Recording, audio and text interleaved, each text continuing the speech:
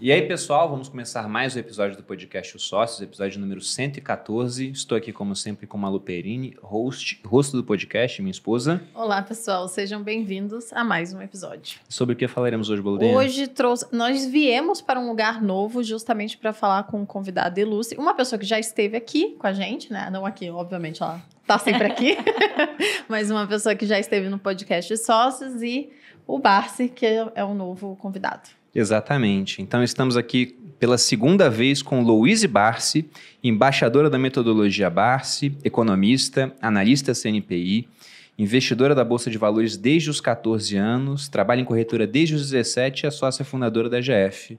Louise, como é que eu falo? Seja bem-vinda novamente ao podcast Só, sendo que a gente que veio até aqui... Bom, bem-vindo novamente, Luiz. Mais uma eu peço música no Fantástico. É verdade. Na verdade, a gente tem uma tradição diferente e a gente não abre mão das tradições aqui no podcast. A gente dá um boleto pra você pagar. Na terceira vez. Ah, incrível. Como você é uma pessoa abonada, recebe muitos dividendos, a gente vai separar um boleto legal, né, Edu? Pensando num boleto bom aí. Capricho. Streaming da Finclass, aquele que é bem gorducho, assim.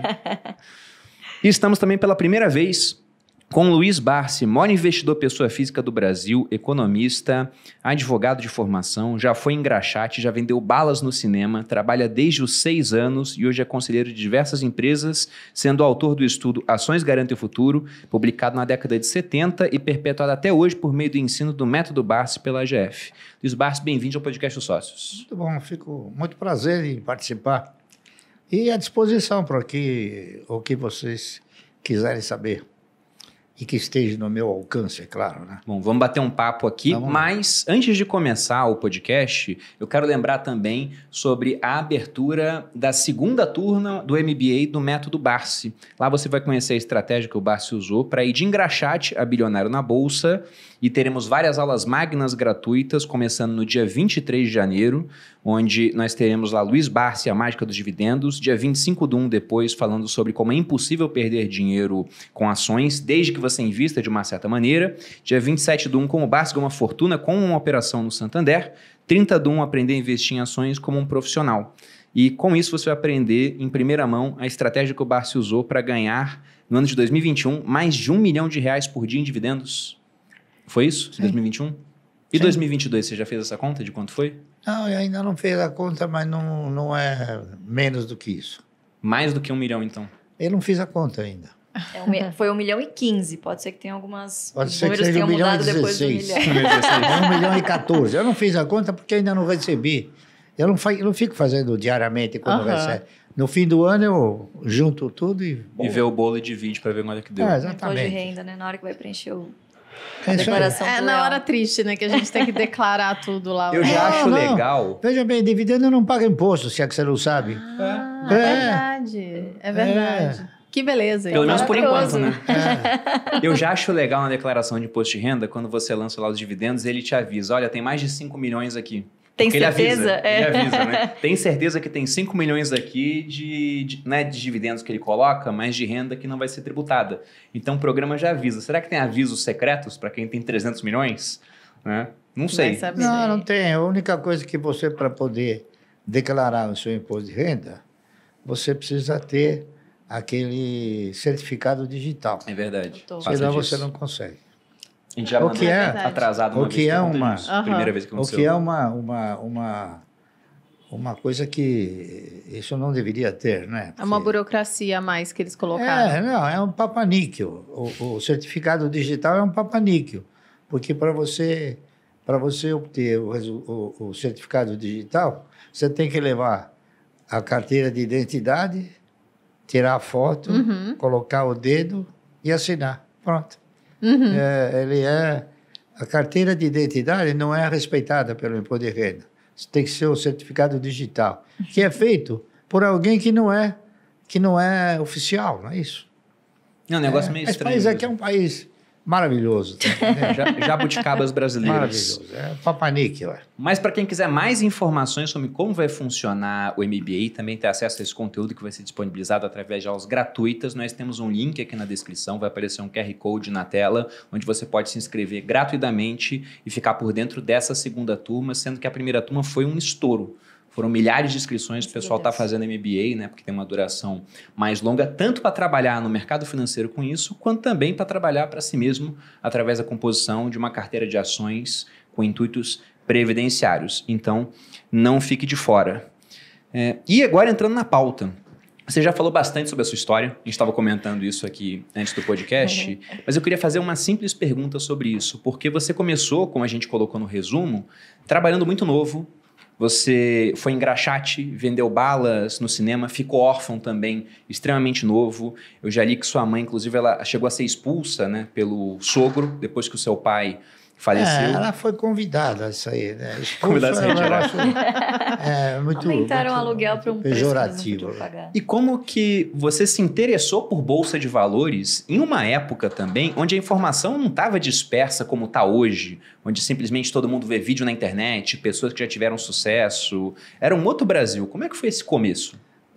Na verdade, eu não me interessei pela Bolsa, eu me interessei por empresas, né? Por projetos de empresas. E a única maneira que você tem de participar de projetos é através do quê? É através da aquisição de ações.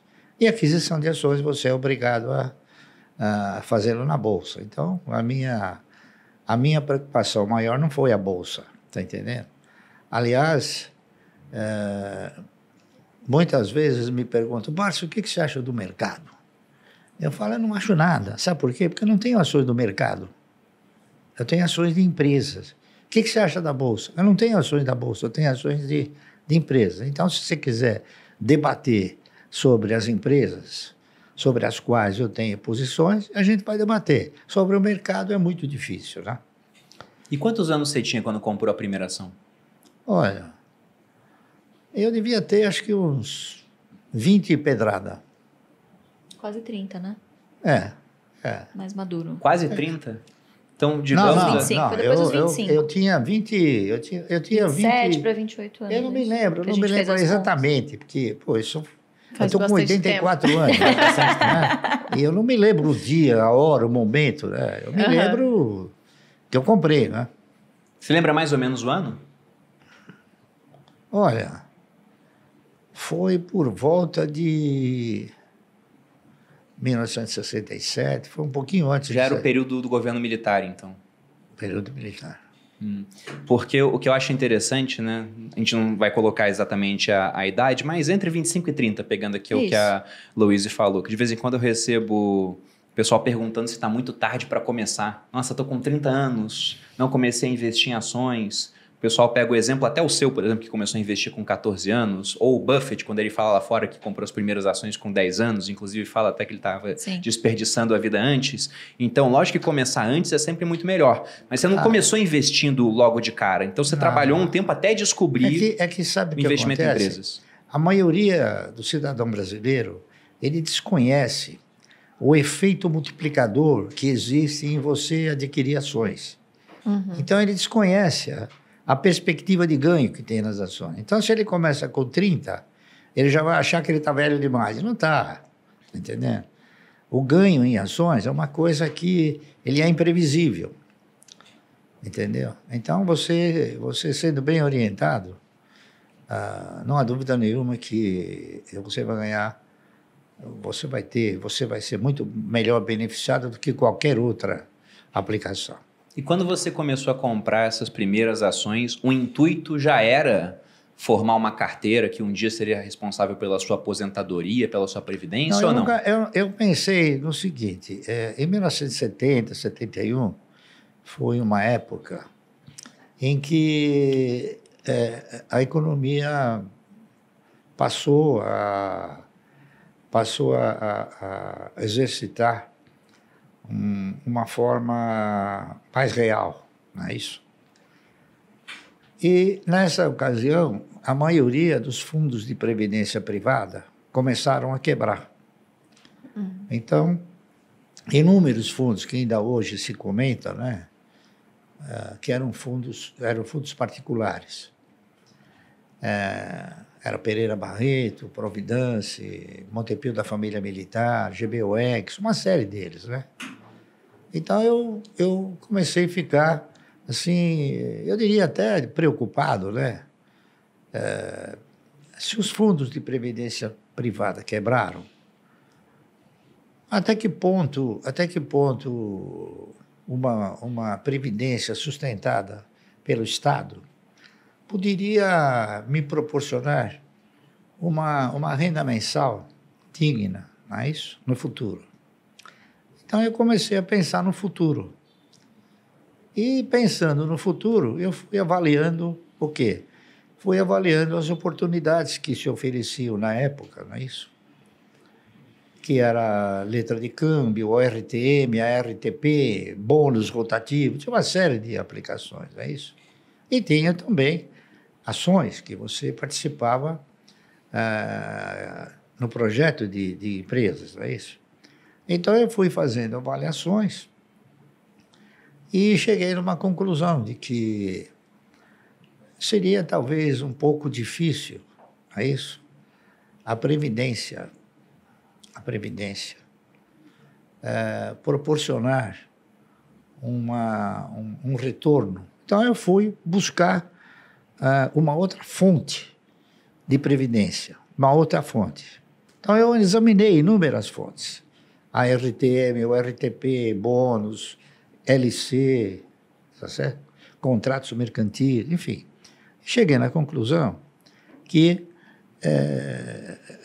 as ações, elas ostentavam e reuniam condições, se você tivesse a participação em bons projetos, em projetos de empresas futuristas, de você estar assemelhado com a postura do controlador ou dos maiores acionistas.